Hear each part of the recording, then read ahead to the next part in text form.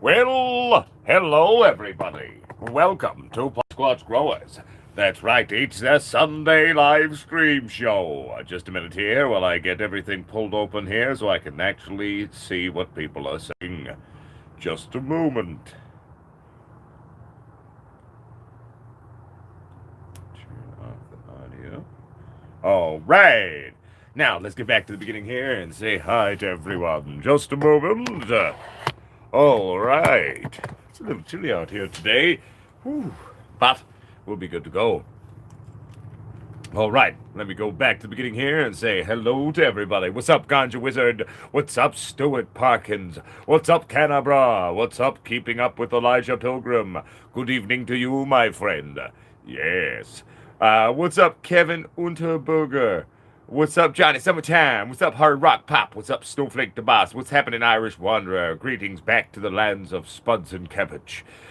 Chris Barton, how's it going, my friend? Hope you're doing well. What's up, Snowflake the Boss? How you doing, my friend? Welcome to the show. What's up, Stuart Parkins? I hope you're doing well as well.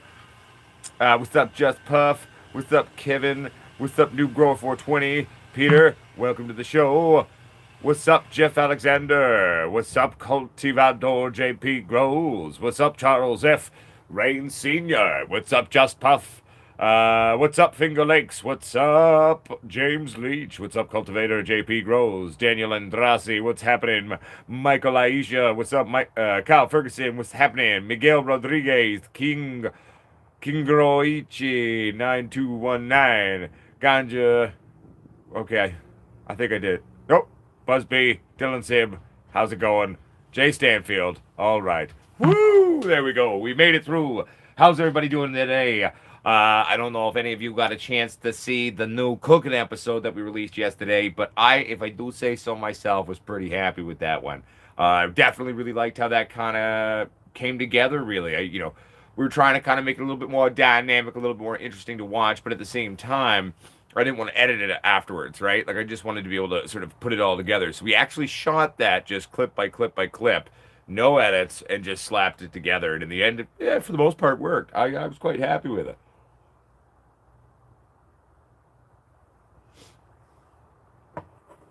Ooh.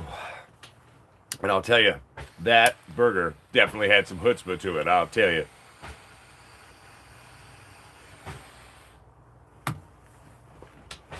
All right. There we are. Well, I don't know about the world in general, but in my world, well, basically, we're just taking it easy today. Kind of busted our asses yesterday to shoot that cooking episode, and then, I've been pretty lazy today. Just waiting for the crop itself to finish drying so we can begin the trim.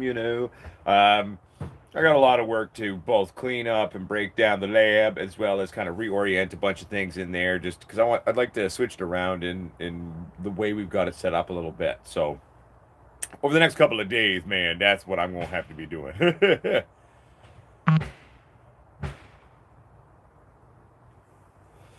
That's awesome, Rickard. Did you infuse anything in your dinner as you watched? It was a honking burger, though. Like, even just half that burger was like a left hook of death. Good evening to you, keeping up with Elijah Pilgrim.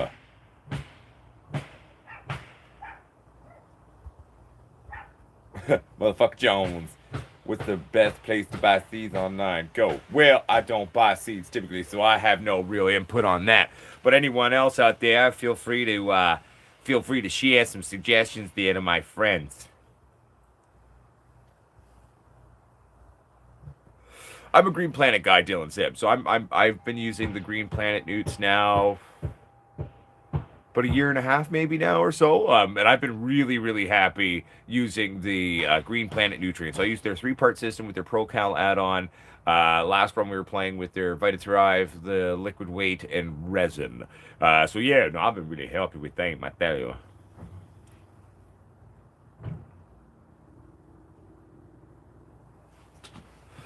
Jeff Alexander, I water every day if they dry out.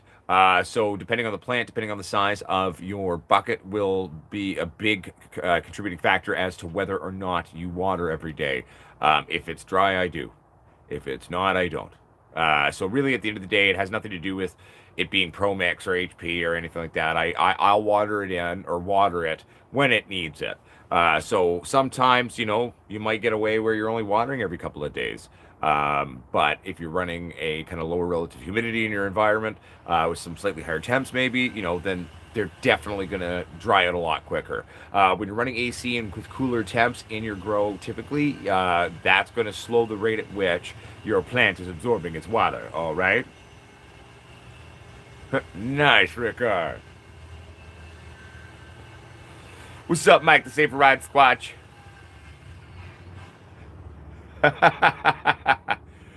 Contra, not your mama, I love you. Welcome to the show, my friend. Daniel and Drassy, the trim video will be out when it is dry. So we only dry trim here. It's the best way to go, in my humble 2 cents. So realistically speaking, we've got at least probably another 3, 4, 5, 6 days of drying before they will be ready for the old trimity do. But it's going really well. The one thing I've got in there is I've actually set up this time the dehumidifier. I was noticing that on the last time we hang dried in there, we were getting some weird relative humidity spikes more than I wanted to. So basically what I've done is I've pulled that dehumidifier, the big 70 pint, and I've just been running it continuously. Typically I've got it set on kind of a basement setting, but with a little bit higher. So I've got it registering at 50 relative humidity in there, just because the moisture levels have been a little bit higher, I've noticed. So that's one thing we're doing differently this time, and for that dry, just to kind of help maintain it in there. I mean, it is the sort of the laundry room as well, right? So there's a fair amount of relative humidity in general in there. So hey, no worries, Warren Bay Level. There we go.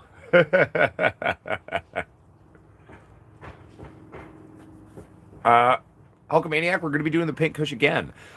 Basically, the last run, we did that pink kush to try to show a technique, but we didn't really take the time to veg it out, so we're actually going to be resetting up, throwing the entire room back into veg. So we're going to be doing 2 things. We're going to be doing that pink kush again to show how big those buds can really get with that genetic, given the proper training. And then we're also going to be pulling out a very rare, beautiful strain called Hindu Kush. A lot of people have it, but the original Hindu Kush is actually fairly hard to come by. A proper old school Hindu Kush is something really quite special. It smells, it tastes amazing. Not a huge yielder. That's the one sort of drawback and shitty thing about running a Hindu Kush. So then one could argue that it's a higher production cost, just because you will not get the same kinds of yields off of it that you will off of other strains. However, why do we still grow it then? Well, because really at the end of the day, yield isn't everything to me, right? Quality, smell, taste, potency, the flower in and of itself. So just because something isn't necessarily a huge yielder does not mean, though, that it doesn't have a special place in my heart or in my grow room. So for the next run, we're going to be doing pink kush. We're going to be doing that Hindu kush. It's going to be nice. Whoop. I'm looking forward to that.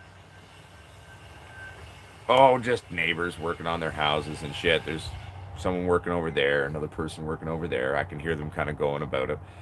I just kind of tune it all out. What's up, Gazzers? Welcome to the show. How's it going, Steve G? Welcome to the show. What's up, Turbo Grows? Welcome to the show. I hope you're doing well. Oh, thank you very much, Jeff Alexander. I appreciate the love. And, I love the little community we've all built here together all over the world. We have Potsquatches now, all living, learning, loving the wheat titties,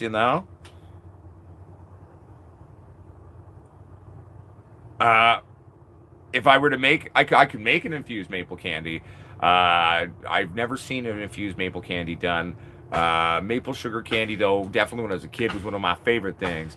I am a big fan of it. So maybe that's something we could do is, maybe if I can get some actual maple tree sap, we could do that for you. First, we could even make our own maple syrup. We could infuse that. Then we could take all the leftover sugars and stuff like that, and then use that to make the maple candy. Maybe we'll do that one of these times for you. Well, there's not really anything to do for a video about curing, because curing is pretty simple. Let's be honest. There's not much to curing. It's just time and patience and burping your video. So in the trimming video, I'll definitely talk about curing, but we also have tons of videos where I've already done that, right? Like, I mean, that's why sometimes I feel a little redundant. I mean, I guess, there's always new people tuning in and checking things out, but it's like, so sometimes I feel like I'm saying the same shit all the time. But yeah, so curing is fairly simple, but we will be talking about curing during that, but there's not really enough to curing in my humble 2 cents to really make a video out of it. Not really a point. So we'll be talking about curing in terms of the trim video, but I mean, curing is pretty simple, so I don't see it warranting its own video. Hell yeah, man. That sounds really sexy, Stuart Parkins. Hell yeah. What's happening down in LA, Hope Vasquez? I hope you're doing well today. Welcome to the show, my friend.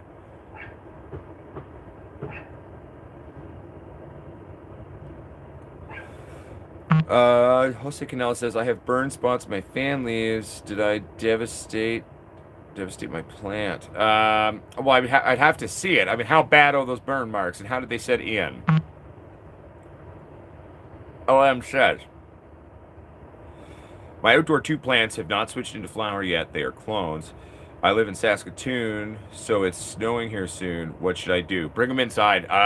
The thing to remember about Saskatoon and Saskatchewan and in general, really short window season. It's hard for some to really get them going. That's why getting sort of that first plant the second you can in Saskatchewan is quintessential. A lot of people there, and even in certain parts of BC that have sort of a shorter season before rains or snow will come, will run autos. And that's where, autos do have their purposes. I may not like them, I may not be into them personally, but, they do have their purposes in our world of production. And so when you're rocking a kind of a short-term run outdoors in terms of shorter season, autos are really beneficial. But getting those clones planted as soon as possible is always the best way to do it. If there's not really much you can do, especially in Saskatoon, it's going to get cold, right? So if there's a way for you to pull them in, I would pull them indoors, my friend. That's all you can really do. What's up, Contract Killer Game Jacob? How you doing, my friend? What's up, Ganja White Mike 81? How you doing, my friend? Well, typically I'm my own tester there, Ganja Wizard. I'm a 2-week flusher, typically. Cultivator JP Grows. I typically will flush for about 2 weeks. LM, it's in the ground, not pots. Well, then pretty much leave it and hope for the best. And run it as long as you can is all you can really do there, I guess. I mean, if you really wanted to, you could try to dig them up, but that's just going to fuck up the root systems, and I mean, it'll be very traumatic on the plant. So it will induce a lot of stress. So I guess just leave it and hope for the bloody best, really. If you're lucky, maybe you'll get a little something out of there before the fateful snow comes.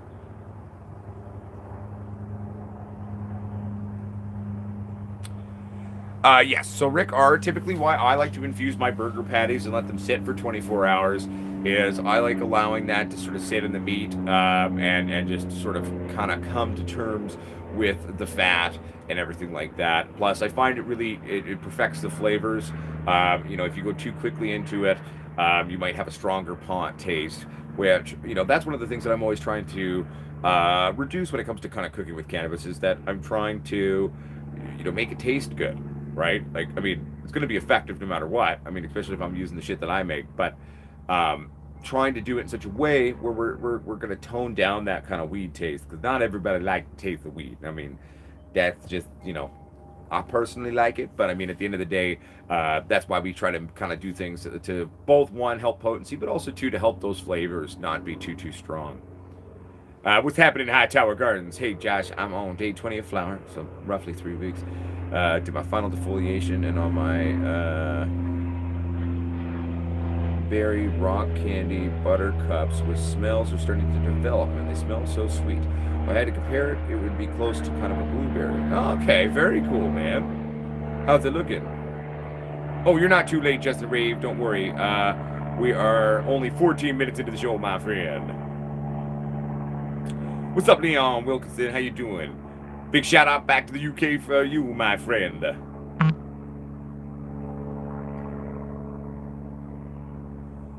Actually, I believe we've already got a few people, Potsquatches in South Africa, to my knowledge. Yeah, I mean, we definitely have people watching in South Africa. I can see that from the back end sort of breakdowns and stuff like that. But yeah, we're all over the world. We're all across, Canada, the States, all throughout Europe, Australia, New Zealand. We've even got people in Russia, throughout all of Europe and different parts of Africa as well, right? So yeah, no, we already got some Potsquatches around. I think we got a few members down in South Africa. Where in South Africa? I can't quite remember. Well, where was Nicky?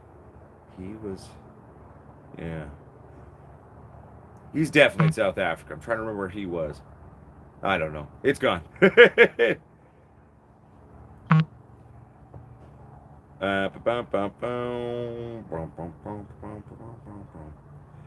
Yeah, the sad thing, motherfucker Jones, is it's not really so much an issue of him needing darkness. It's that he doesn't have enough left in the season.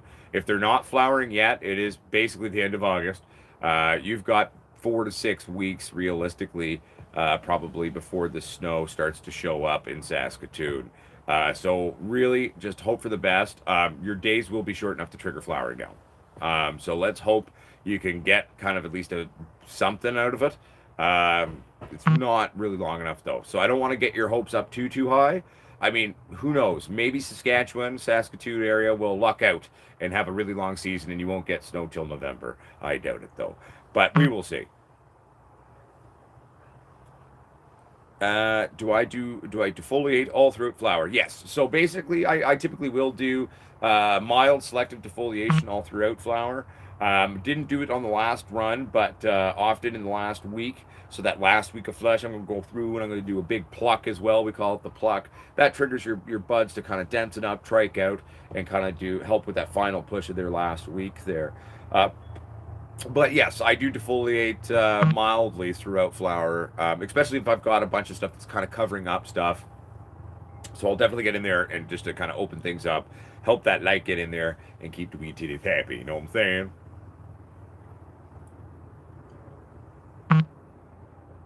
You shouldn't have newt burn after defoliation. They aren't really connected. So if you defoliating is not going to have any effect in terms of your nutrients. So if you got some newt burn, it wouldn't be connected to defoliation. It would just mean you burnt your plants. Not saying you did it purposely, obviously, but they wouldn't be connected though. Those two things aren't connected. Okay, so you're in Cape Town. I've got a feeling that may be where one of our members is around, but I can't remember now.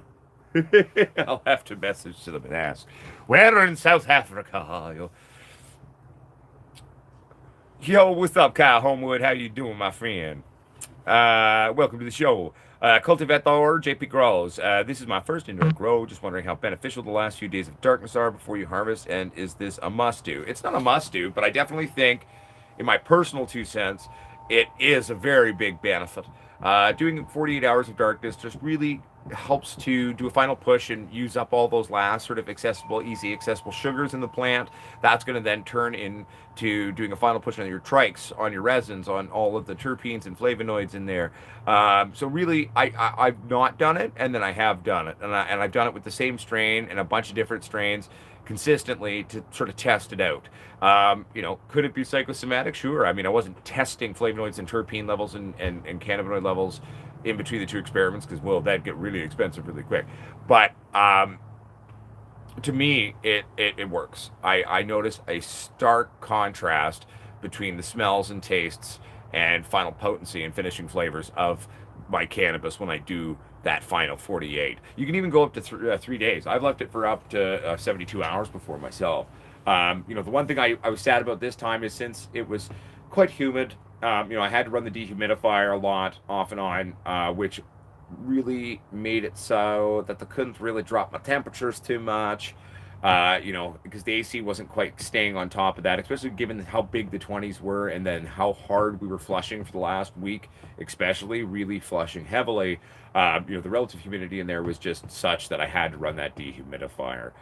during those darkness times. Luckily, though, we were able to get it down quite low so that for the last 16 hours before I did the harvest video, I did manage to get it quite chilly in there. So it wasn't the full chill that I normally would like to do, but we did manage to at least get a good 16-hour chill window in there before we made that harvest video on the Pink Kush.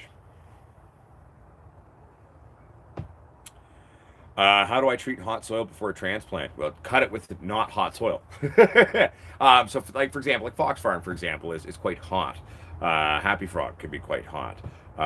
So if you're worried about how hot your soil is, get something that's not hot and just cut it, mix it. That's going to be the best way to do it. If you're going to, and trying to flush it out, like some soils also have like slow release nutrients, and they're just hot because of that. You can't really just flush those out. Like, they're slow release. They're going to come out when they're ready. So cutting it is basically your only real option there, in my humble 2 cents. Give it a good old mix of Rooney, Just the tips of a few leaves are yellow when I defoliate. That's weird. It's still not going to be connected to your defoliation, my friend. So at the end of the day, if it's the tips yellowing, that isn't necessarily newt burn either. It could be a deficiency. So what have you been feeding? And I mean, obviously, if you fed really hard and you kind of hit them pretty hard in around the time when you were defoliating, then it could be newt burn, but it could also be a deficiency. That's the funny thing, right? So without pictures, it's a bit hard to say, but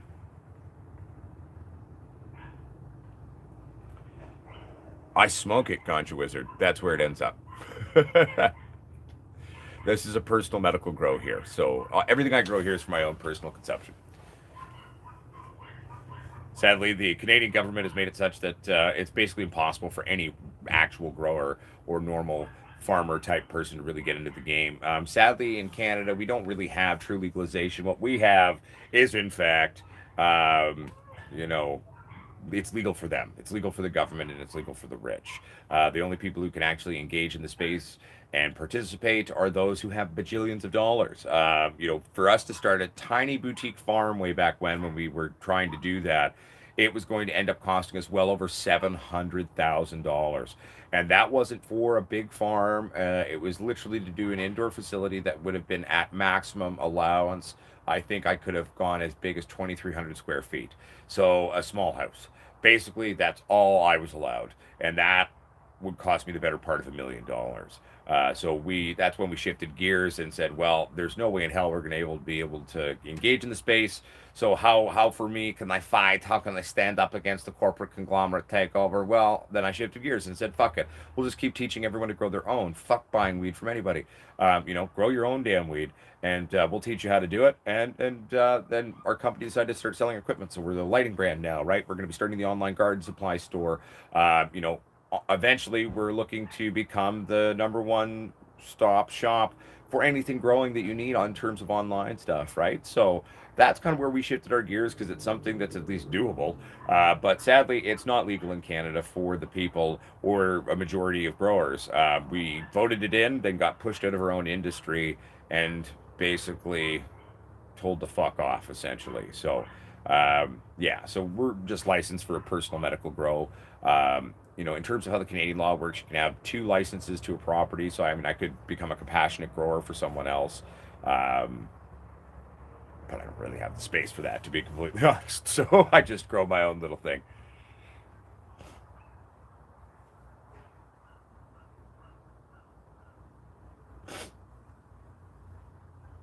Okay. 1 second here. I'm just trying to play catch up now. Sorry. 1 second, everybody.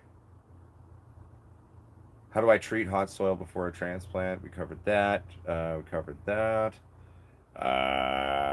Warren Bay Leveled says, I'm starting my 48 hours of darkness starting tomorrow. Very nice, my friend. I am excited for your...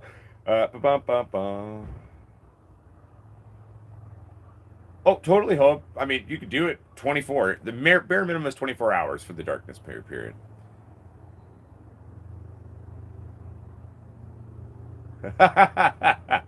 I've never watched it, my friend Cultivator. So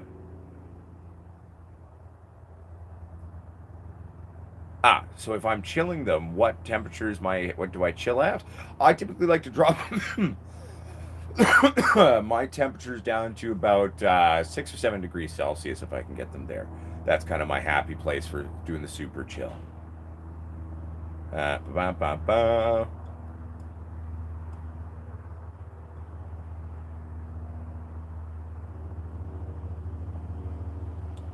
One second here, everybody.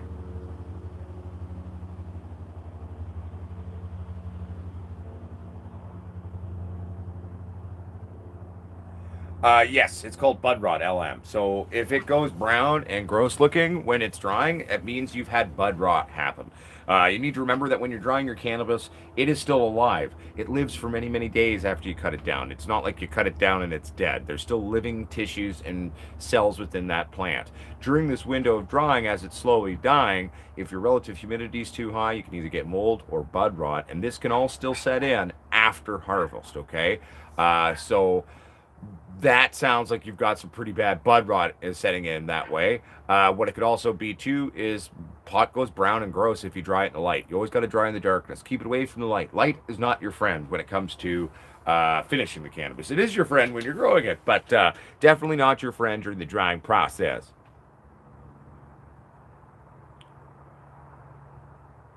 Maybe one day we're going to be bringing in Green Planet at first. Because you see, you got to remember with each different supplier of different goods, I'm gonna have money to bring them in. So we're gonna start with Green Planet first because it's what I use. So typically, the store's gonna start with me bringing in things that I know, trust, and have used. I'm sure maybe one day we will bring in other things as well. But for got to start somewhere, and Rome wasn't built in a day, so it's going to be sort of a slow rollout in terms of different products that we're going to carry in terms of our online supply store, and a lot of stuff's going to be our own branded products. So we're going to be doing, I hope to eventually have our own tents. I hope eventually to certain things we won't do. Like, I mean, do I have any desire to develop my own AC systems? Hell no. There's enough guys out there already doing it, and they work great, so we'll just bring those in. Or, Wind King or Hurricane fans. Do I need to try to outperform them? No, I'm just going to bring their stuff in. But certain things we will do our own brand of. So, no, dispensaries are very illegal here in Canada. There was a point in time in Vancouver where there was over 165 dispensaries. They have all closed now. They've all gone the way of the dinosaur. Everyone has been deemed a criminal who owns a dispensary. They were forced out of business or arrested. It has basically been a forced takeover of the industry, and basically everyone who was engaging in it, because it was for years there was dispensaries everywhere. It wasn't really legal, but it wasn't illegal. It was kind of a gray zone thing. The second legalization took place in Canada, they all got wiped out. A lot of people have online dispensaries still in Canada, and that's sort of where everyone has shifted their gears and kind of keeping things going. But as a formal company, I'm as much as I don't agree with the way legalization was done, I'm not going to openly go try to break the laws because I'm trying to fight the laws, but I'm not going to break them because that's not going to get me anywhere. That's just going to allow them to lock me up, and then I can't fight them. So then that's why we've shifted gears to doing what we do.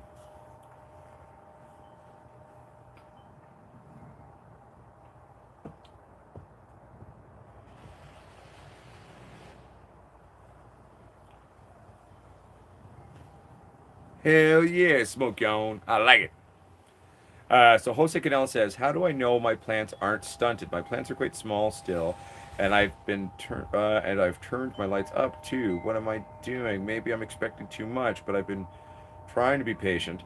Again, Jose, without seeing them and knowing how long things have been going, things to address. How big is your root medium? How much light do you have? Do you have enough light? How big are your pots? How long has it really been going, right? Like, I mean, if you're starting from seed, it's going to take a while to kind of get them to veg out properly. Properly vegging your plants will take some time. It's not like, it only takes a week or two of veg and you're good to go. And you got to remember, allowing your plant to veg out properly before switching to a flip is going in the end to equal more fruits, more hoots, as it were, right? So, plus, I feel that, when you properly allow a plant to kind of develop and mature within itself before you throw it to flip, it does a better job. It just produces better flowers. What's the fastest way to dispose the crop? What do you mean dispose the crop? Dispose of a crop? Well, I mean, if it's ruined, just throw the damn shit out. But I wouldn't dispose of a crop. So what do you mean, raw power? I need a little bit more information.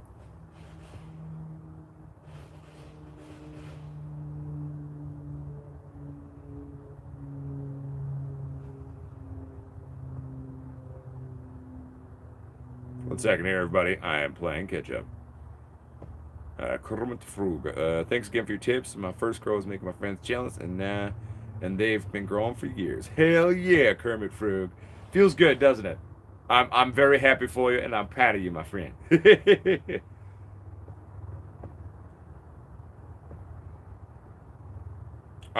Well, if you have to do a tear down, the quickest way to tear down is just to tear it down. Tear it down and get it out. Back in the day, in the world where grows were super hush hush and super illegal in Canada, like there was people who had to tear down entire fucking 100 lamp ops, 200 lamp ops, 300 lamp ops overnight. It's not illegal to have the equipment there. It's obviously questionable, but getting all the plants and the plant materials out, that's definitely something, you hear a lot of stories about that. But what's the best way to do it? Just do it. Don't stop. Don't take breaks. Maybe get a friend you trust to help you.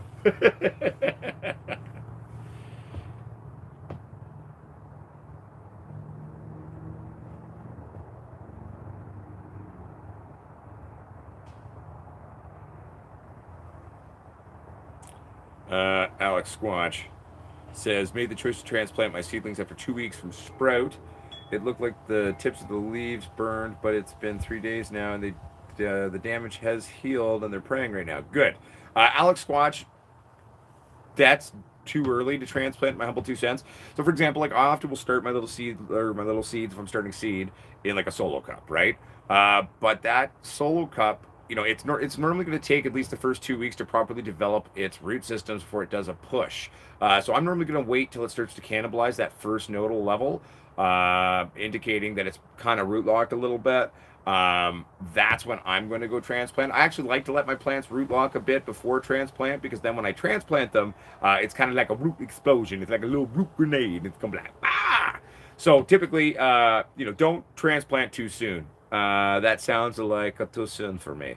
But, I mean, at the end of the day, yeah.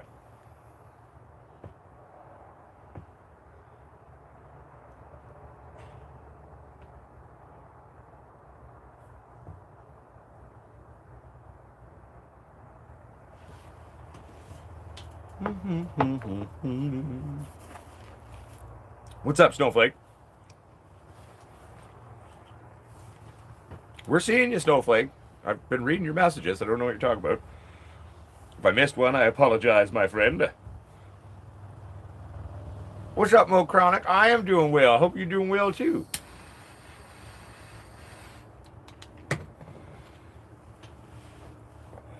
So,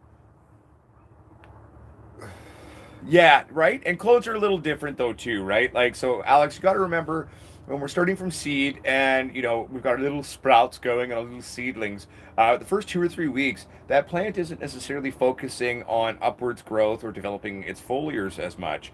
It's actually working really, really hard to make an initial base for its little root system so then it can start focusing on doing foliar growth. So, definitely too early, in my humble 2 cents.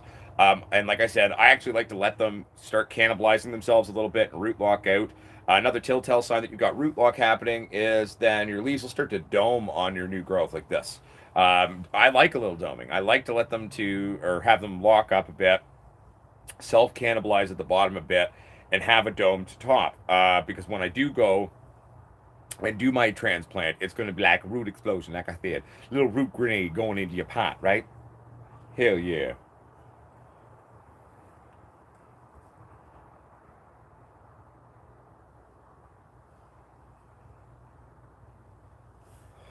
Not necessarily raw power. I mean, if it's outdoors, that's very easy, especially with a genetic that was planted early enough to allow it to go very big.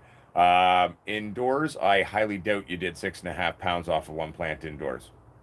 I've never done that, and I've done 4.5 a couple of times on indoors, right? So, but if it was an outdoor plant that, the great thing about outdoors is it's not rocket science, right? But there's put it in the damn ground, and then you kind of just, take care of the damn thing, right, and help support it. So with a good genetic and good season, planting it early, totally normal. Still a decent yield, really good yield on an outdoor plant, 100%. Must have been a fairly big fucking plant. Oop, I fucked my phone. Nope, go back, open. There we go. 1 second here. Go back into the live chat. Okay, I think this works now.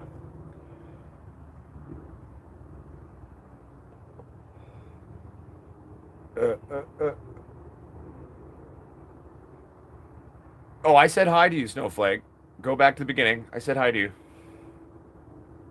I most certainly did. I remember saying hi to you.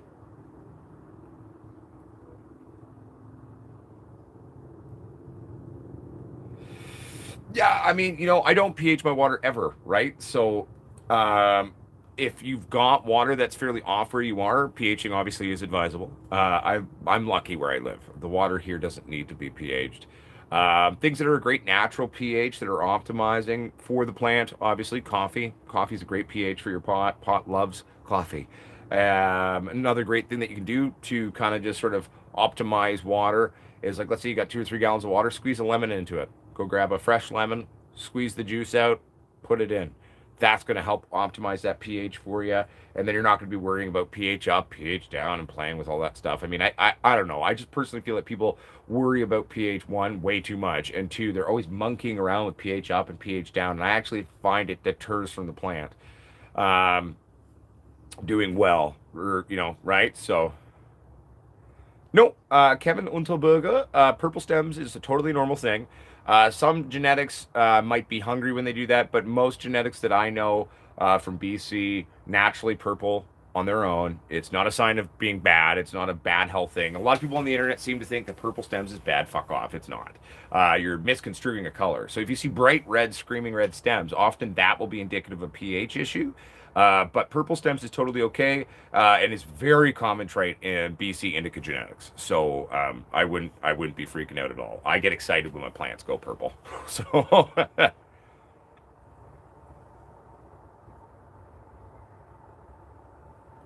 no worries, Snowflake. Hello again, though, to you, my friend. Welcome to the show.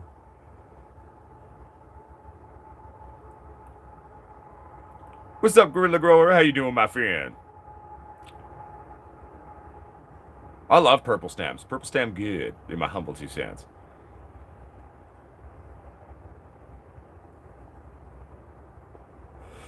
Okay, we got motherfucker Jones saying, Squatch and Gromies. I have a flowering lady 9 days in. Okay. I want to clone her. Yep. Thoughts on success? Totally will be fine. It's not that late. I've re-vegged entire plants after flower. I've taken cuttings at 8 weeks in flower. The later the cutting, the harder it is to get it to root, and the harder it is to get it to re-veg. Re-veg can take anywhere from 3 to 10 weeks, depending on the strain. And some cuttings never really take off. Like, they'll survive, they'll root, but they'll never fully explode. But most will. So totally fine. That's often a technique that I'll use when I'm pheno hunting. So, it starts to flower off. It'll be, usually I'll take cuttings at a couple of weeks in, and then by the time I'm done running the phenos, like, I'll know which one I prefer, which one's the best, which one's rocking and party rocking for me, and then I'll be keeping those cuttings, and I'll transplant those ones, and then get rid of the other fuckers that I don't want, you know what I'm saying? Or give them to a friend or something.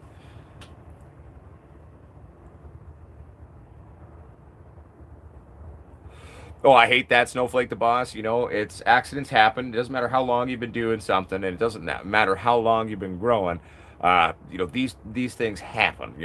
I had one of my rings on when Adam was here, and I was working on when we had those Afghanis that were totally tied down and stretched out, and so it had knuckled. Where I what I did was like a top bind there.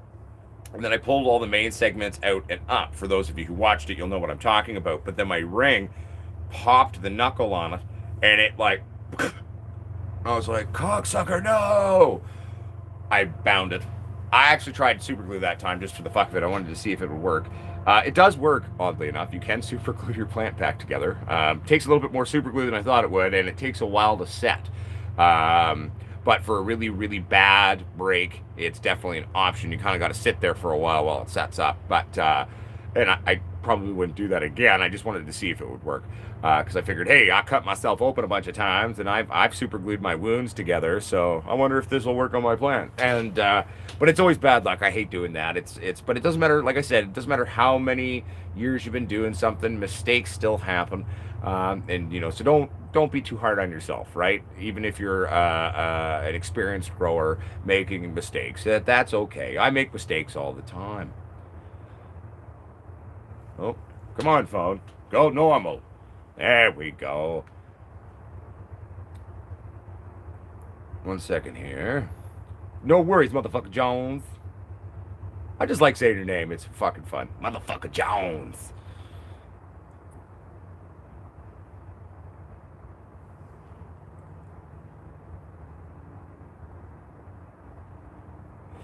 Oh yeah, like I've made a bunch of mistakes, guys. I've been doing this a long time, and I still make mistakes. Sometimes out of laziness. Sometimes it's out of not really thinking about something. Sometimes I make even still once in a blue moon the occasional new mistake. I'll tell you a funny new mistake I made when I had a bunch of plants going in my little bedroom there, and I wasn't running the AC to maintain the relative humidity, and so the main flowering or vegging space was fine, but I done a heavy water in terms of the room in there, and I didn't run the dehumidifier in the flowering room, which was actually because there's a small vent to that room in the main flowering room, so it actually helps to regulate the relative humidity in there just by running the exterior space around it. So I forgot to turn it on one night, and then I didn't realize I forgot for a couple of days. So then I went back in because I went away for a day, and then I came back, so probably about 48 hours, and I went in there and there was just water everywhere, like just coating the walls, coating everything. I was like, oh no, I'm such a dumbass. All the pot plants were completely fine, but a lot of the baby tomatoes, now mind you, they came back. I managed to bring them back to health, and now they're exploding everywhere, and I'm growing tomatoes, but they almost died from all of that excess water being on the tissues, and they started to basically kill themselves. And but again, like, and that was this year. That was at the starting of this summer, and that's me making a boo boo. I mean, I didn't fuck my pot plants, but I fucked my weed plant or my tomato plants. Hey, what's up, Blap Jones? What's up, Psycho Cyber Dreaming?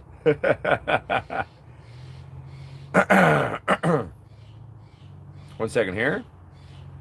So the Big Bud Shepherd says, I have some autos with mostly cloudy trichomes and a bit of amber. Starting to peak around, but the leaf colors are not changing. Still pretty green. Any thoughts? Should I start 48 hours of dark?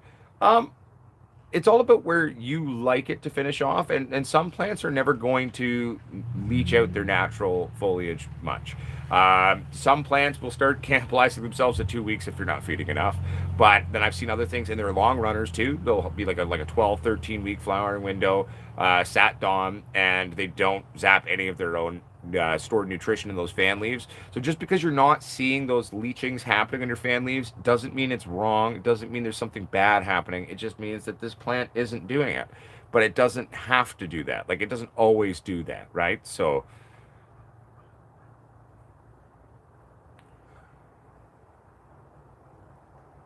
one second here. Uh, cheers at you, back at you, White Feather Grove. Bloody hell. One second here. I've lost where I was. Okay, I think I found where I was. Oh, it's true, motherfucker Jones, man. I make mistakes all the time. Like, just, try not to be lazy. Daily gardening. Stay on top of your stuff and think about it. But, mistakes happen.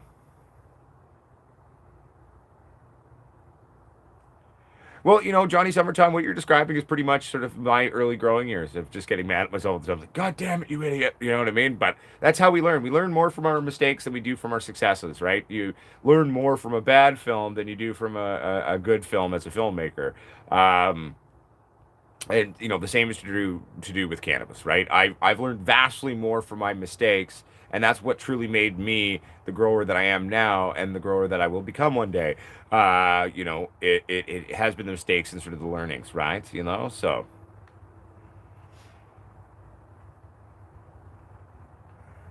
okay. Cheers back to Oklahoma, my friend. Nice joke, triple seven B. Very nice, my friend. Justin Rave, question. Do you have an email I can send you pictures of my trikes when I'm gonna harvest to get your opinion? Yeah, I do. It's potsquatch420@gmail.com, my friend. Okay, so raw power. So are you saying you grew something in a 6.5 liter pot? Which is fine. It's just really tiny. I've actually done a huge giant plant that produced many, many pounds, and I actually only did it in a little 2 gallon pot. So it's not unheard of. Totally possible to do a smaller pot and still have some pretty good yields. But the thing is you will have yielded way more with that super genetic if you had put it in a real pot. And you'll never know what it could have done unless you kept it. Thank you, Ganja Wizard. I appreciate it, my friend. I appreciate all the likes, everyone. I appreciate it. How do you lower the humidity without a dehumidifier? Well, you can't do a whole heck of a lot. What you can do is basically have an exhaust. So the only other real way to mitigate relative humidity in terms of if you don't have a dehumidifier, running a heavy-duty exhaust that's pulling that high RH air out, which means it's pulling moisture out and putting it somewhere else, pretty much is the only way. You can try to address relative humidity problems by really letting your plants dry out, not watering all the time. If that is, so you can do sort of certain how you're going about your chores, basically, like doing it, kind of spread out, letting them really dry out. So that's going to help that relative humidity, not just like super hydrating them all the time.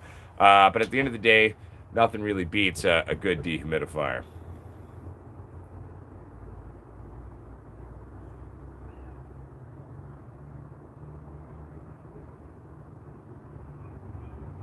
Yeah, but I mean, I don't think rice is going to function in a great sense into a large scale. It's like it's one thing to take a phone, you drop it in water and put it in rice. It's a whole other thing to try to use it to mitigate the room. I mean, I don't think it would work, in my humble 2 cents, or it wouldn't do tons anyway.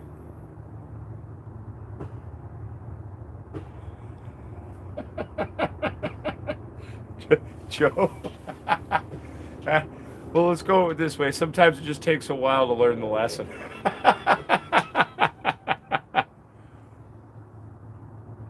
So it's a 13-gallon pot. I'm just saying, raw power. I struggle to believe that you pulled 6.5 off a 13-gallon pot. One, because I've never been able to do that, and I've gotten pretty close, but I'm skeptical of that, and I'm not trying to call you a liar. I know growing, and at the end of the day, I guess in theory, if you vegged it out forever into a giant tree and filled a huge space and had a shitload of light, that is in theory possible. However, like you'd have to be training it out huge. It'd have to fill a huge space, and you'd need multiple big rig lights going. Like that's just the basic science of indoor growing. So, I mean, in theory, is it possible? Yes, I guess. Have I ever tried to do it? I mean, not specifically to go for a certain weight. Um, I've gotten pretty close to that. I've done 4.5 pound plants indoors. So I'm not saying it's impossible, but a lot of tech, a lot of time, and a lot of vegging and training would be required to do that. Plus, uh, 13 gallons, with the amount of veg time you would have on that, I mean, it's just not enough room in terms of the root medium. But hey, if you got some pictures, man, send it on over. I'd love to see it. Oh, it's 100% true, Blop Jones. That's why I say typically to people, kind of a 5 gallon bare minimum for your pots is a happy place to go. Now, mind you, I got a lot of friends who run their whole rooms in threes, but they don't really veg that long. So they veg them out in kind of ones and twos, and then they switch them out over into threes, and then they kind of go right into flip. Their style is more lots of smaller plants in terms of how they approach it. But I usually say a good starting point or rule of thumb is 5 gallons for the pond. To be honest with you, Johnny, summertime, probably half the time that's probably true. Also because I'm bloody lazy.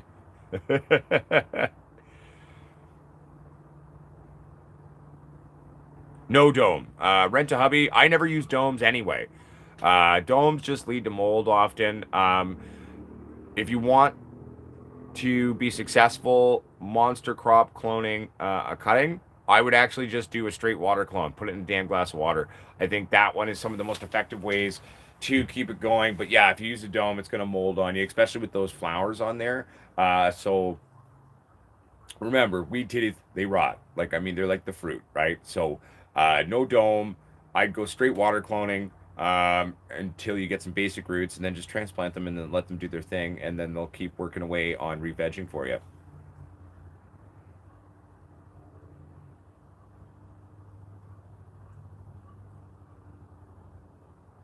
6 liters of weed doesn't make sense because of the different density ratios of flowers, guys. So let's speak weight.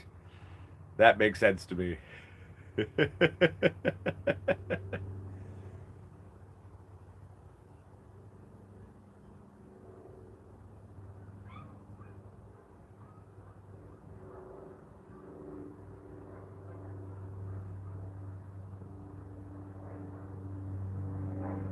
Ah, nah, maybe one day. I don't have the room for that. Maybe one day when I buy my next house that actually has a lot more room and I can actually, because I mean, one day I'd love to have a 3,000 square foot place to play just with my plants.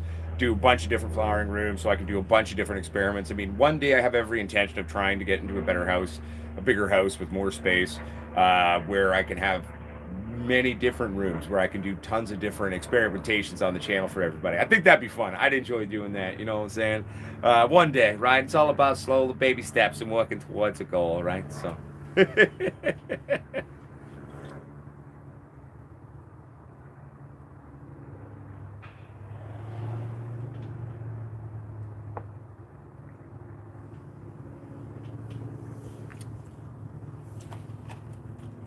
I think I'm understanding better now, Raw Power. What strain were you growing, bud?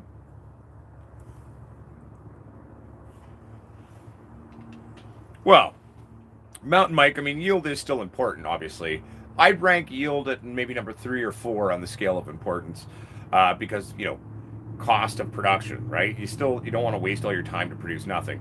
So yield is important. It is not the number one importance for me. Flavor, smell, and quality always trumps that. Yield obviously is an important one just because it costs a lot of money to grow, especially indoors, right? But so you want to be producing something to make it worth the money you're saying, or else your cost of production is way too high. You'd be better off just buying off someone else. But at the end of the day, too, definitely agree with that, though. I would say, yield is important, but it's definitely not the most important thing. Typically, like a lot of BC growers, how we assess pot and grade pot, typically there's a number of factors we look at. So we'll look at the smell, we'll look at the taste, we're going to look at density, we're going to look at how the trim job was, we're going to look at the size of the nugs. Um, that's usually what we're kind of looking at when we're grading pot in and of itself. From a grower's standpoint of a room, yield is pretty important, especially for some of these bigger guys. I mean, obviously, like this is how you're living, right? So typically, a bare minimum of what you want to be doing is you want to be doing about 2 a light when it comes to, like, for example, running a big room with traditional high intensity discharge systems like HPS or something like that. 2 a light is kind of where you want to be at the bare minimum. Some people do get way above that. I've Some people are all like, "Oh, I do 4 a light. I do 4 a light." And I mean, like, okay, like I'll believe it when I see it. Cert, it's a bit hard to swallow that one just from a realistic standpoint. But 2 to 3 is easy to do with the right tech, the right genetics, and enough time and the proper techniques, right? So, but that's kind of where you want to be with. But again, like, I'm not necessarily sitting there worrying about my yield the most. Like, I mean, if I take care of my plant's health in terms of having it have a good flavor of it, smelling well, having it be happy and healthy. Yield in and of itself will basically take care of itself to a point with a decent genetic, right? So I don't really need to worry about it as much. Um, I do obviously things to maximize yield. Like that whole technique we were doing with the bottom binding and the stripping on the last run, like that literally is a technique about yield. That's the whole point of it. But yield in that what we're doing is we're manipulating and tricking the plant into thinking it's really stable. So it's actually directing a lot more energy into producing its flowers and then producing those flowers all the way down. Come on, phone. There we go.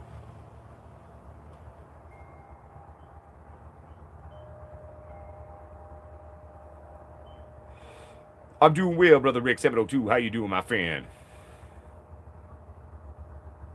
Dude, Blop Jones, I've tried Wedding Crasher before, and I have to say, what the Wedding Crasher that I tried is probably one of the tastiest new age strains I've had yet. I don't really try a lot of the new weird ones out these days, but there was the Beard Bro guys or whatever, Beard Bro Grows or something. And they used to have a company over on Vancouver Island, and they got bought out, and I don't know. Now they're just doing the medical thing, I think now. But I tried some of his Wedding Crasher, and it was fucking nuts. It was just the smell, the taste. It's like, oh, like it was a beautiful indica dom. I loved it so wholeheartedly.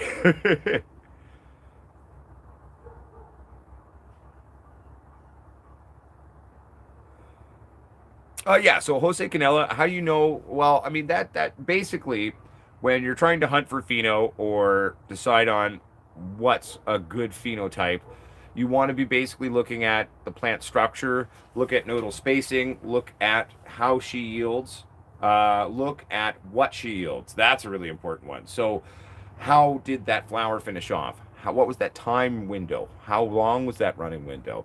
Um, Look at how did she finish off from drying? How did she cure out? Look at the dietary requirements. How much feeding was required? Um, Also, too, pay attention to how easily does it clone? How quickly can it veg? All these different variables are important to take a look at when picking the phenotype you want. But pretty much the number one golden rule is if you've got 6 plants and you run them to finish, keep the pheno of the plant you like the most. Whatever one you preferred the medicine for, and how it did its stuff, keep that one. You know what I'm saying?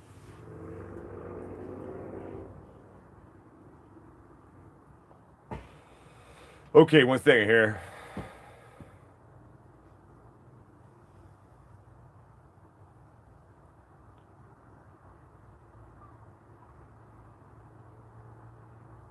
Oh, what? Kermit Frug, I don't think I follow your question. Can you please type that again? Vector Rex, typically I buy the biggest tomato cages I can find. So I'm always on a search to find the biggest ones I can get.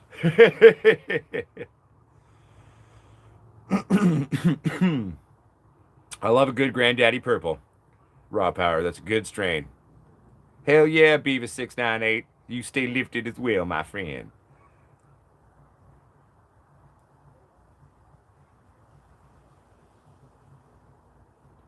Dude, that'd be cool, Snowflake. That would be fun to see. I'd like to see that. Matrix exposing truth. How long to harvest? Like, how long does it take to harvest? Well, it depends on how many plants you have.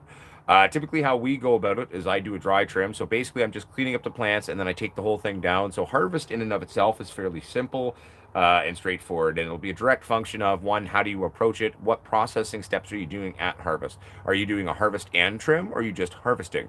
I'm a big advocate for dry trimming. So, but when you're just cleaning up the plant, and take the whole thing down and then hanging it, you can get through harvest fairly quickly depending on how many plants you have.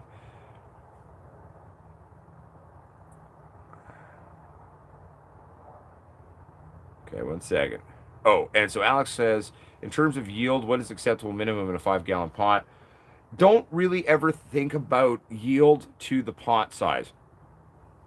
Think there's the bare minimum, which is the 5 gallon, but the best way in terms of indoor at least to think about yield is how much lighting power do you have? How many true watts of light are available to your plants. And then you can do a rough estimation on that. You should be able to, for a newer grower and dialing in your stuff, you should be getting at least a gram a watt. That's what you want to, that's kind of goal one to get to, is getting to a gram a watt. So if you got 300 watts, true watts at the wall, you should be pulling at least 300 grams off of that. I hope that helps.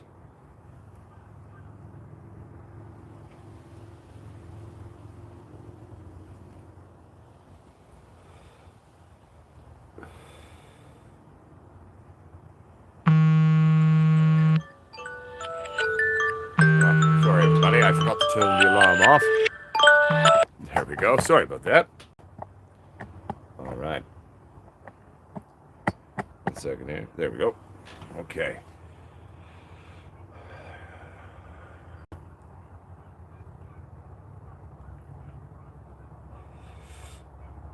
That's insane, Gaz. But it's doable. Definitely doable. 100%. That'd be roughly...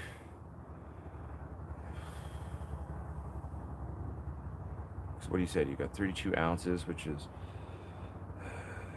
That's 2 pounds, 448. That, so that's better than two a watt. That's better than 2 grams a watt.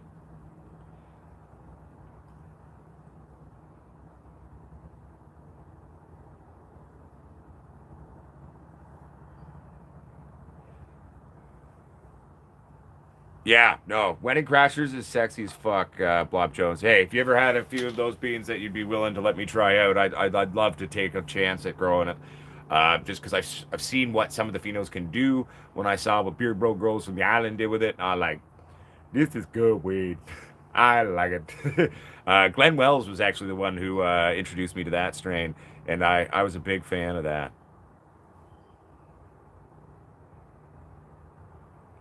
Eh, they're competitors to us, right? So I would prefer a double squatch. That'd be my thoughts really on it, to be honest. But they're decent lights. We're all playing with the same basic parts, right? So thoughts on Spider Farmer? Well, they're our competitors, but two, no, they're fine. I prefer ours. I think ours do better. I would rather a double squatch. But no, they're decent lighting systems. We're all using the same basic parts to play with when we're building these things, so they'll definitely perform well for you, 100%. They're made of Samsung diodes. I think they still use Meanwheel drivers. So that those are both two big positives, right? So 100%.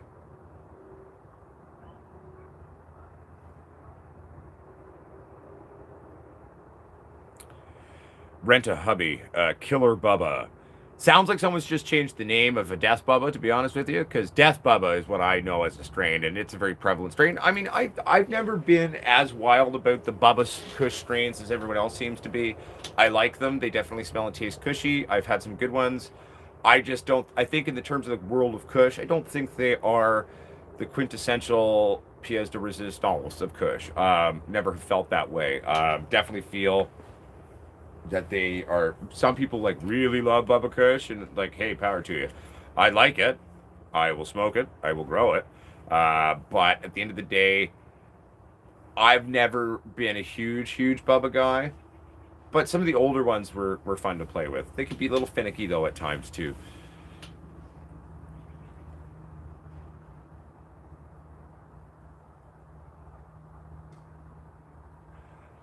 You could either re-veg it, Jose Canela, or you could just take clones and do it that way. Both will work for you, my friend. Is what you got? Yeah. Well, raw power. I'm a big believer that anytime you get anything out of any grow is something to be proud of. Even if you're just getting a little bit, it's your starting point. It's where you started, right? So be proud of any time you can run quote unquote seed weed or cloned weed, right? And finish it, dry it, cure it, and get it all kind of done and together. I mean, that is something to be really proud of, 100%. So I'd be proud of you. I'm proud of you now. You should be proud of yourself. That's a good place.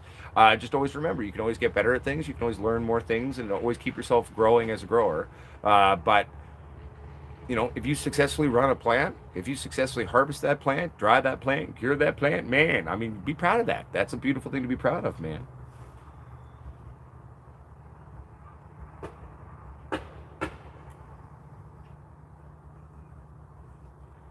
I'd run them full power, motherfucker Jones. Like for the seedlings or little baby clones, I mean, I wouldn't. I probably would. I'd probably just hang them up and have it doing a much bigger space. But I typically run my lights at all full blast all the time. So once they've set up to a certain point in their sort of seedling phase and they get to a certain age, they can handle it. If you find that you're getting weird side leaves or curling happening, which means is indicative of okay, this is too much light for me. You can either turn it down or just pull the light back a little bit because you got to remember too the most super intense part of LEDs is the first 2 to 3 feet, right? So if they're getting stressed, just pull them back a little bit, and a little bit can do a big change in terms of that light sensitivity in your plants. So, well, that's cool, Ganja Wizard. Have you grown it yet?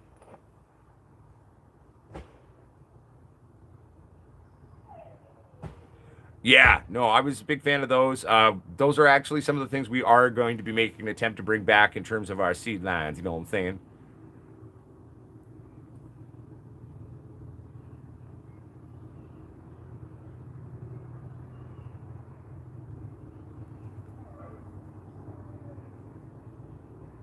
Mm. Northern Lights is a very old school, very powerful, wonderful strain from back in the day. I did a Northern Lights cross with Master Kush once. In general, it was a great strain. All the phenos that I exhibited in my breeding experiment were really nice, but I did get this one super mother at 5.5 weeks in flower with just high stress training. So I snapped the tops during veg. All the sides grew up. She had 17 top coals the size of my arm. I shit you not. At 5.5 weeks of flower, she ended up running usually about nine weeks. Um, and fuck, she was that super mother was insane. I'm assuming we all know what the concept of a super mother is.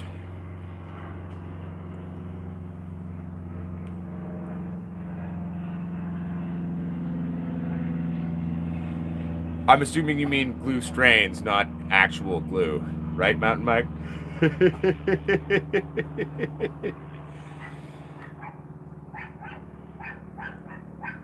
Okay, well, when you do, I'd love to see some pictures of a ganja wizard. I'd be definitely down to check it out. I'd love to see some pictures, man. That's heartbreaking, guys, for 76. It's like me with that little Mars light. We did the one run and gave it to someone, and then it literally burnt out like 2 days after they got it. And I was like, wow, so that light essentially lasted only one run. Well, okay, let's be fair. One run in 2 days. It's just such a joke. Grow lights should run for years without burning out. Proper LED grow lights should run for years and years and years without losing efficiency. Like for example, a properly built grow light should be able to run bare minimum for 7.6 years. And at that 7.6 year runtime, it should still not only run, it should at maximum have only lost 10% of the efficiency of what it's doing. That's just what is a kind of a rule of thumb in my mind for LED grow lights. And if they don't do that, then you're not building a good light, basically. A lot of companies like if their lights burn out after a year or so, because then you got to buy another one. Well, that's bullshit. I've never agreed with that kind of just replace it kind of a thing, right? So that's why we even tried to, on our new upgrade lights that we did when we stepped up our game, we were trying to make them more easily fixable and maintainable in terms of having a reliable, long running lighting system. That was just one of our goals, right? So, yeah, cobs burning out suck. I mean, that's why I've never been into cobs. It never really was. Well, I had a lot of buddies who were really into cobs, like, no, man, cobs are the future. And I was like, no, man, cobs are definitely not. Like, they feel like those weird zip drives that we had for a few years and then totally became obsolete and just nobody used them. It was like a tech that existed only for a few years. Um, my big issue with the cob is that if something fucks up with that cob, you are losing such a large chunk of your light. Where if you've got a diode burnout, like a smaller diode, you've got a bunch of smaller diodes making up your light. Even if a couple of them burn out, you've still got most of them going. Where if one cob goes, like that's a big chunk of the photon creating ability of that rig. You know what I'm saying?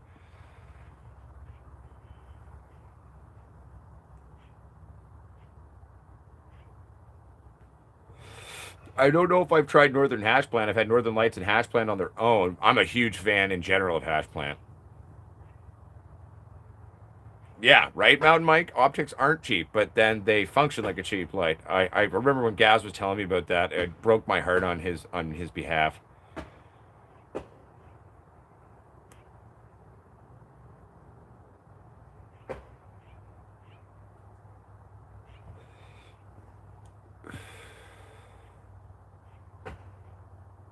Can ultraviolet light kill PM? Oh, I've got to dust off some brain files on that one. I don't think ultraviolet light is going to fix a problem if you have PM, but I definitely think that ultraviolet light will help it to spread slower. But I don't think that ultraviolet light is going to be able to treat the issue wholly on its own if you have that setting in on your grow. Um, it's going to fuck it up a bit, but and it will slow its spread. But it's not going to be like a way to fix it. Basically, is I guess what I'm going at.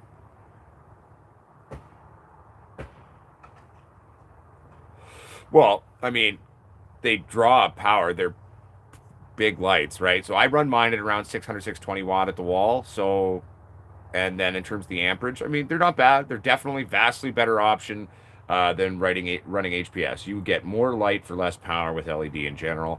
And, you can replace HPS lights with our lights, and you definitely will notice not only a reduction in your power consumption from your lighting rigs, but then you're also putting off less heat. So you're having less taxation on your AC systems.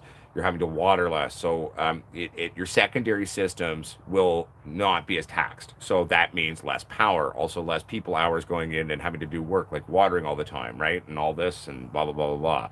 So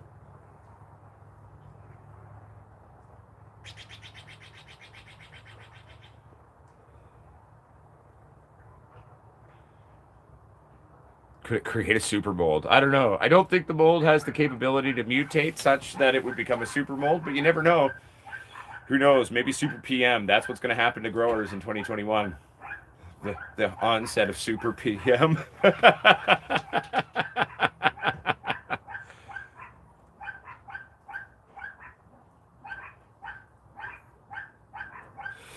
My thoughts, though, on it is that UV is not going to directly deal with the issue, right?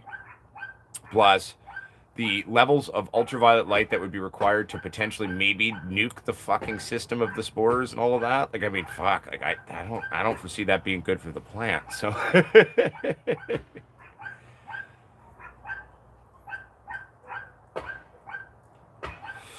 well, Chris Barton, one day, maybe I'll open up international locations. I mean, I don't even have a store here. We just have our online store. And I don't really have a plan of opening a physical retail location anytime soon. I'd like to get the online store up and running first, and that's going to take a lot of money, a lot of money. So I'm trying to sort of figure out how we're going to go about doing all of that. But who knows? I can dream big. Maybe one day we'll have a store there. One of the things I'd love to open up one day too is actually a bar. I want to open up Potsquatch's bar. It's what it's going to be named. It's going to be super cool and just my bar, and it's going to be good. Texas Squash is like 2021 brings super PM for growers. I'm fucking done. Yeah, you would be fucked though too, because down in Texas there, you're getting some pretty high relative humidity. How high was the relative humidity outside the other day? Wasn't it something stupid you said, like 97% or something? When you told me that, Texas Squatch, I was just like, Jesus Christ, it'd be like living in a soup. Well, I guess pretty humid where you are too, Snowflake, eh? Like, didn't you tell me one day it was like almost like 100% humidity? Like, yeah, right. There we go. See, yeah, I knew it was high in Florida too, where you are, Snowflake. Fuck me, that sounds horrible, guys. I would not be all right with that.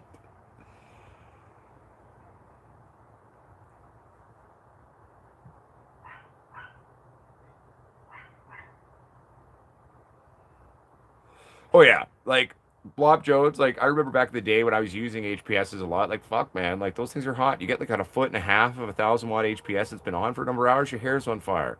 You get severe burns. You get like those cocksuckers get so unbelievably hot. It's not even funny. Where I can go grab our lights that even if they're running for 24 hours, I could easily grab our fixture and hold it without burning myself. So there's a considerable difference in terms of how much heat they put off. Like, just, I often make the joke to people, is like, you can put your junk on it, because we all got genitals, right? So we all know what, that's like, and you can put your junk on it. I mean, you wouldn't want to keep it there forever or a super long time, obviously, but how hot does it get? Well, you can put your junk on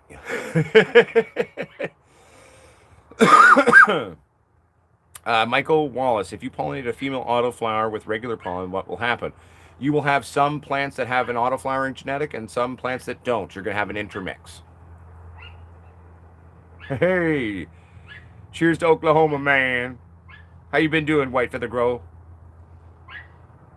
Fine at Potsquatch Amsterdam. It'd be cool. Like, I'd be down. It'd be cool to do, like, who knows? Maybe this all will grow into a thing where our brand has become not only retail locations, but hangouts, smoke spots, bars, all over the world. I mean, I'm not opposed to it. I mean, I'd be okay with it. But we're definitely not there now. And it'll be a long journey to get us there. But who knows? One day, my friends, we can all dream, can we not?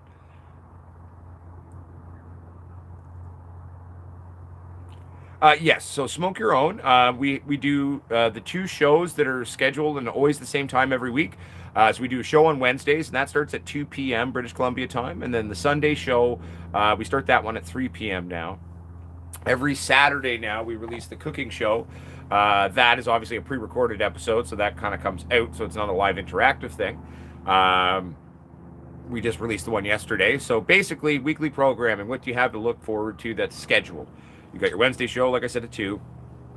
Sunday shows at 3. Cooking show release on Saturdays. And then typically, you've got all the updates that I'll be doing on what I'm doing, or flower updates, etc. Plus, I try to do at least 2 how-to videos in this new world going forward. One of the ones I really want to make for everybody, and this is a shout out to Gazzers, and this is Gazzers' recipe, that I'll be doing this video to make an all-natural insecticidal spray out of rhubarb greens. So that's going to be the next how-to video that I want to do for everybody.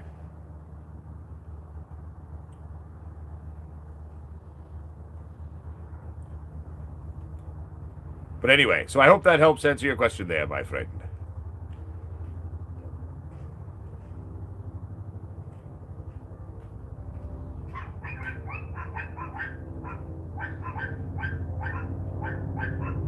We could get there, Blob Jones. I mean, it's not like I don't believe that we could get there. I guess, just living in the moment of where we're at, and then I'm kind of thinking, like, oh man, like, how am I going to pay for the online store? Like, that's going to be a thing. But I'm slowly figuring it out, taking the steps. I mean, sort of step 1 is kind of getting the stuff started with Green Planet. That's going to be step 1. And then, well, really, I'm basically building a list of different suppliers of different goods that I want to bring into the store. So I'm going to reach out to all of them, see how these different companies are doing their resale or their retailer wholesale accounts, and kind of go from there. So it will be a slowly but surely growing thing, but I do hope to have the online retail store fully functional in the next 3 to 6 months, and I hope by year 1 or 2, like, we are fully stocked in literally everything under the sun that you could need to be successful as a grower. And then we'll kind of go from there. I mean, I think one of the big things that'll help launch a bunch of things and really get us some traction and get some really cool doors opening for the brand and what we're doing with the company will be when we get that executive producer locked in for making the television show. It's already been created. I've already got the production team. I've already got the director. Obviously, I've got the star. It's me. Sorry, just joking. So basically, and we've done the budget costing of the show, and I know it's going to cost us roughly, on the low end 1.5 mil to the high end about 3, which in terms of television shows is no money. Like, that is next to nothing. So we just got to kind of lock in that show and get that executive producer somewhere on board to believe in the show and pay for the damn thing. And then I definitely think that'll be a big elevation to getting us going.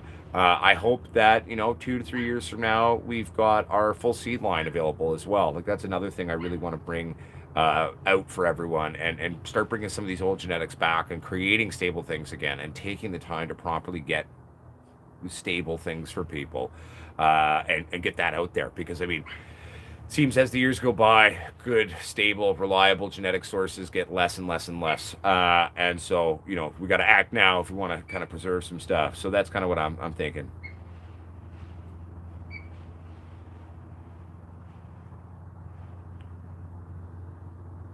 Hell yeah, Mo Chronic. How the plants looking? Okay. Jose Canella says, "What's your idea of a finicky strain? What are some characteristics to look for?" Slow vegging, very temperamental, sensitive to feeding, easily burnt, light sensitivity, um, slow initial vegetation and growth. Um, those are kind of the main things, really. Something that's all of a sudden too, like if your relative humidity doesn't go up that high, but then all of a sudden it gets hit by PM or something like that. So, but the main thing to look out for finicky is finicky. There could be finicky where it's just really hungry, and as long as you feed a lot, it'll be totally fine. There's the other types of finicky where you accidentally feed a little bit too much, and it just totally fucks the plant. So those would be some of the things that I would associate with sort of a finicky genetic, or if that makes sense. You know what I'm saying? Michael Hart, obviously they would be pollinated. A seed cannot exist without pollen. However, female plants, even if you don't see them in anner, doesn't mean they didn't have one. Um, and they can produce their own pollen and knock themselves up, or it could be thing. So yeah, it could be totally stable. It is an auto, so it's kind of a one pop and you go. But if it was knocked up by some other pollen somehow from somewhere else that wasn't an auto, it may not be an auto. But yeah, genetics from hermy accidents in general can be really amazing genetics. That's where Gorilla Glues came from. They came from a mistake, and it's very popular these days. Right? So just because something is a genetic that came from a hermy boo-boo doesn't necessarily mean it's crap. It could actually be the next great strain. But you do have to watch out for it having a greater potential hermying ability. So you just got to pay attention to it, if that makes sense.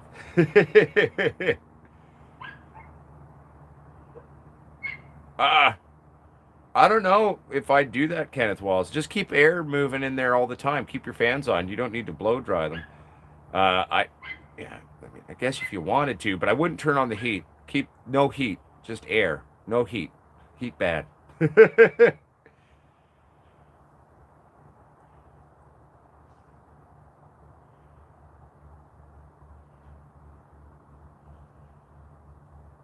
Oh, don't even get me started on how everything foxtails now smoke your own. It pisses me off. That's just unstable genetics that are too finicky.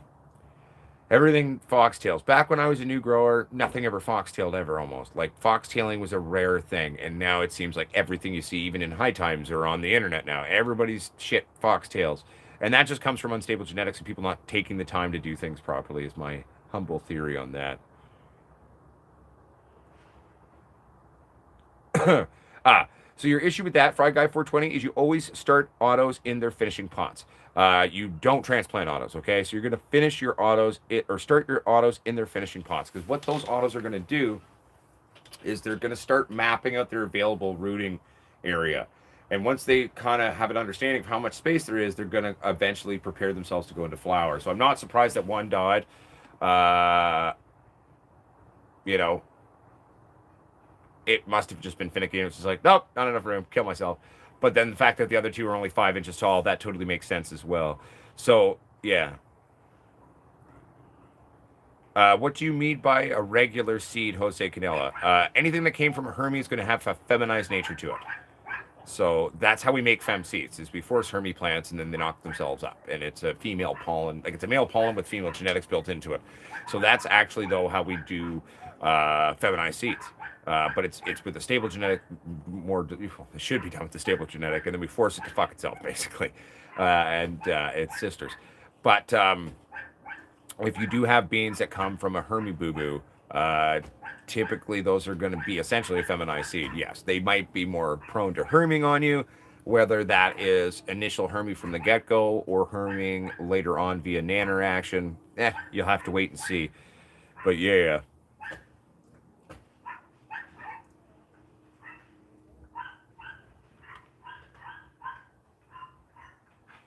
I heard it was Star Dog is huge over there these days. Ganjanani, oh mama.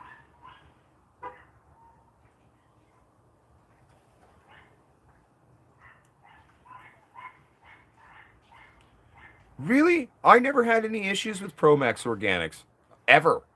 Both whether I was doing clones or seeds. Promix I find very not hot. I find them very subtle. Now, mind you, maybe you're in the States and maybe it's a little different down there. I don't know. But I've never had any issues with Promix organics. I find if anything, it's quite light in terms of the feed there. You have to, they're organic. You have to start feeding fairly quickly. Not a lot of nutrition in there to get you going too far. But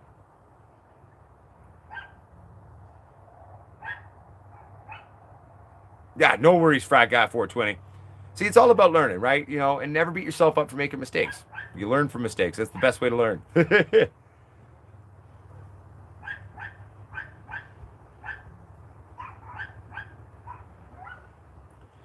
Well, part of the problem is too is it's you know making feminized seeds is fine, but you shouldn't really breed with them if you can avoid it. And then you know you have decades of compounding feminized genetics being used in breeding programs, and then nothing being stabilized properly anymore. And then people think you can just fuck something, and they're like, "Oh, I made a strain." Nope, you did step one on making a strain. You've got basically another 2 years until you're done. Okay, okay. But so that's basically just the reality of it. We've lost a lot of people have lost touch with proper breeding techniques and taking your time and properly stabilizing that genetic through selective inbreeding. It's the basic eugenics, okay, is what we're talking about. Um, and I really just find that you know nobody really does it properly anymore. They don't take the time anymore, and it's heartbreaking. That's why I am going to bring back some older genetics. My humble 2 cents. Thank you very much, Jeff. I appreciate it. They could herm, no, 100%. They'll have a higher chance to herming, but that doesn't necessarily mean they're going to though. Oh, grow YVR. Especially when it's a Hermie knocking up another stable genetic. Those beans will be even better than what may have come from the other one, right? So, yeah, grow them. I can't wait to see what you do with it. I'd love to see you too, my friend. Good to see you, by the way, Grow YVR. It's been a while. How things doing down in Van City, man?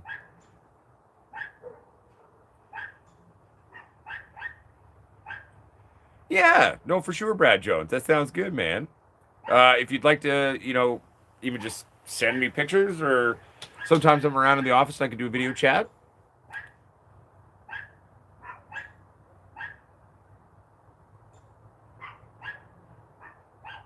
Oh, cool, Snowflake. I don't think I had that one.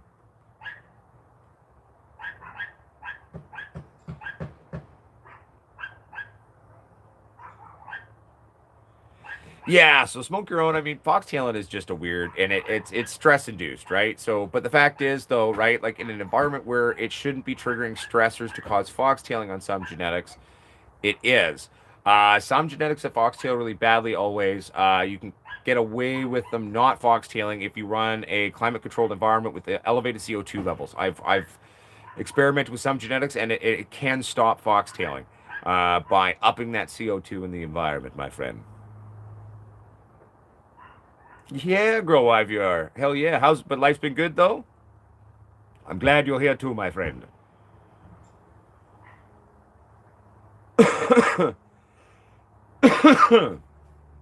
Oh hell yeah, Bodie Games. I'm excited to see them too, my friend. It's Kermit Frug, that's actually 2 dogs, and they're my dogs. They're inside the house. They don't like when I'm sitting outside and they're left alone. I've got 2 little Yorkie poos in there that are anytime also too anyone walks by or anything like that, they just fucking lose their shit. So great little security system though. Brother Rick 702 says, I'm on my 5th day of burping. Thank you, Brother Potsquatch. Hell, no worries, man. How's it burping out? How they looking, man? That's awesome, Grow YVR. I am happy you're doing well. Yeah, there you go. Why not, Bodie Gaines? Yo, what's up, Lutz Joey? Long time, man.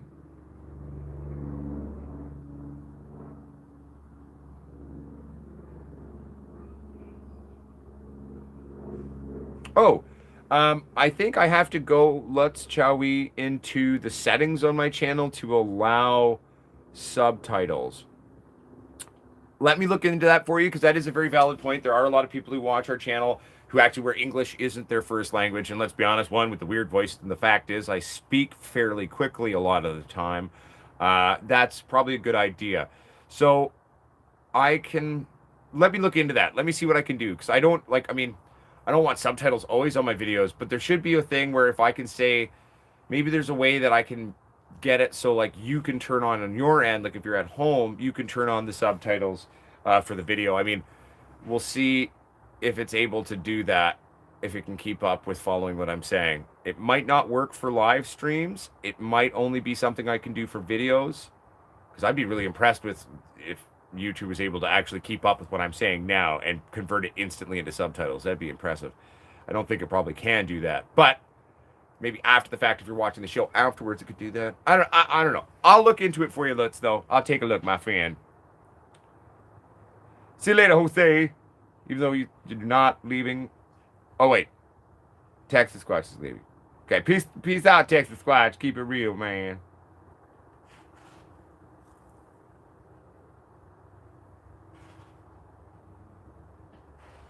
Okay, so sometimes it works, Lutz.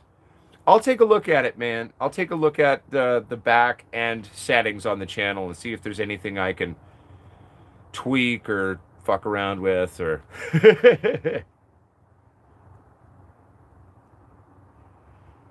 Oh, cool, Kermit Frug. That's awesome. Yeah, I like dogs. I like animals in general. Our little Yorkie poos are pretty cute. I started them their own Instagram. They're doing very well. They've got 60 followers now, last time I checked. It's called Puppy UFC Canada.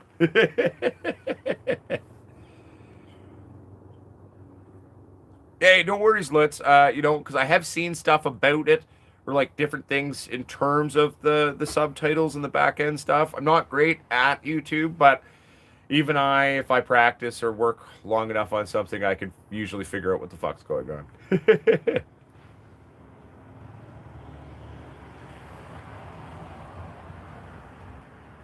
Hell yeah, got you down to your old mama. Oh, I need to go to the store and get some Rolaids. I have some bad heartburn today. My God. That's what I get for eating too many breakfast burritos.